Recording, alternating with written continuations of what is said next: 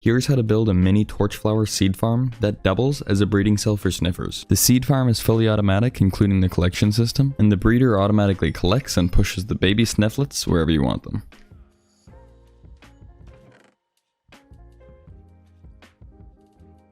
To start, find a flat 7x7 area and dig 6 blocks down.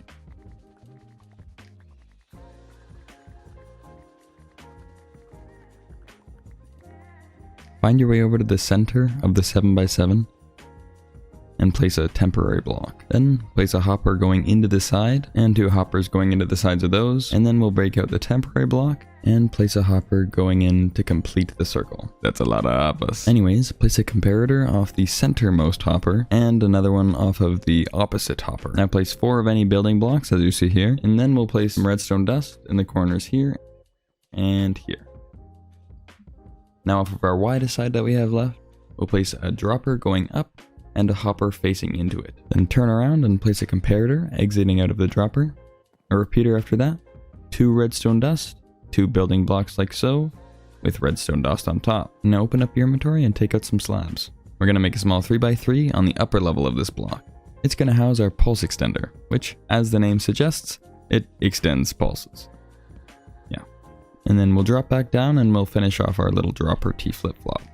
It's kind of tricky to get all of these droppers facing the right way, but essentially let's place some temporary blocks down so we can have one of them facing downward into the hopper, and then the second one here we'll just have facing into that dropper we've just placed. This little dropper mechanism is called a T flip-flop. What it does is convert pulses into full signals. Go ahead and break out those temporary blocks. When you're done with that, jump down to the bottom, and in any one of these hoppers here, you're going to add every single one of your filler blocks except for one. And that finishes off our silent hopper clock. Back up to the top now, we're going to place redstone around the edge of our slabs here, a comparator facing this direction, a building block here, and an observer looking at that redstone dust, with a building block on top and a repeater coming out of it headed into that redstone circuit. So now every 4 minutes or so, our hopper clock will activate the redstone dust that our observer is looking at and power this block on top, which heads into our pulse extender.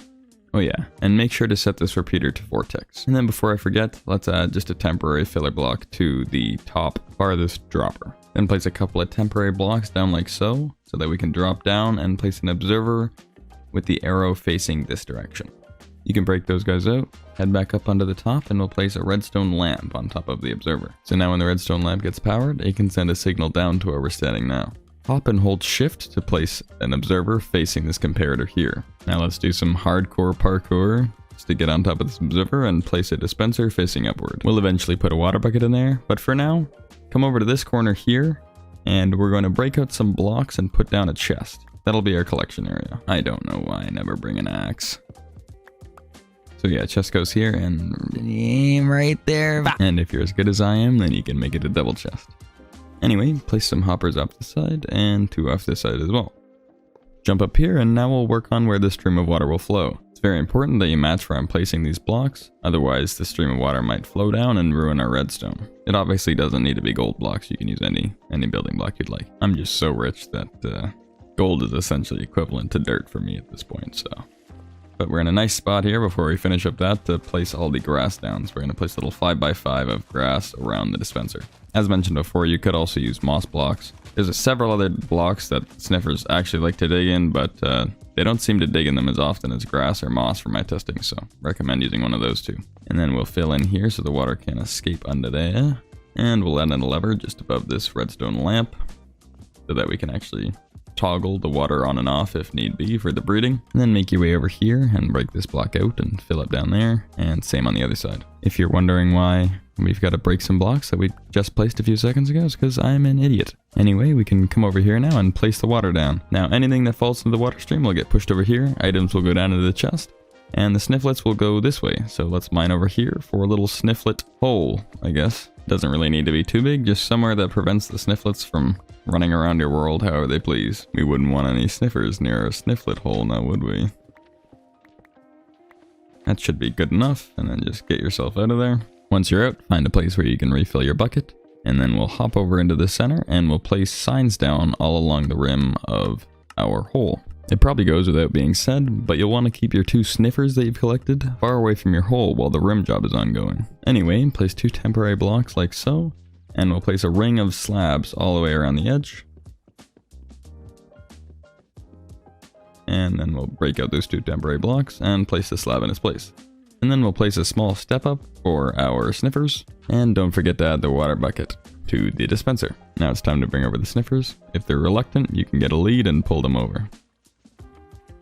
What is that you're sniffing? What is that? Hey, get in the hole. Now stay. You two, come over here, boy. I find sometimes you just gotta give him a nice kick in the butt. Boom, boom. Now let's break out those temporary blocks. And this thing is pretty well complete. All there's left to do now is wait for the sniffers to dig up some seeds. The water will automatically come up every few minutes and push the seeds into the trenches we made. They'll flow over into the chest and you can breed them up. To breed with ease, flick the lever so that they start bouncing. And then when you're done with breeding, then just flick it off again so the water dissipates. Once you have excess new big boys, you can wait until they grow up and then add them to the center pit. Once you have about 20 some odd dudes in there, it'll be running very effectively. At absolute max capacity, this farm will start producing about 180 of the torch fire seeds per hour, and that will run fully automatically forever. And anytime you want more snifflets or sniffles or sniffers, so you can just come over and breed these guys. If you want to see more content like this, make sure to subscribe, like, comment. Thanks for watching. Enjoy your day. Bye bye.